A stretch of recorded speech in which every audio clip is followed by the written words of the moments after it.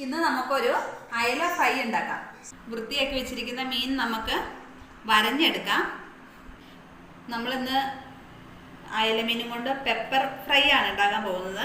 അതുകൊണ്ട് കുരുമുളകാണ് എരിവിന് വേണ്ടിയിട്ട് കൂടുതൽ എടുത്തിരിക്കുന്നത്.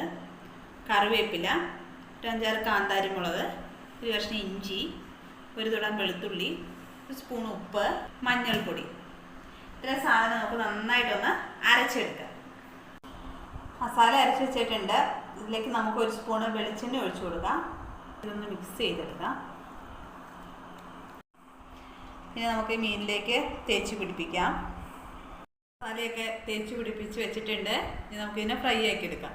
പാൻ ചൂടായി, ഇതിലേക്ക് എണ്ണ ഒഴിച്ചു കൊടുക്കാം. ചൂടായി, മീൻ പെറുക്കി വെച്ച് കൊടുക്കാം.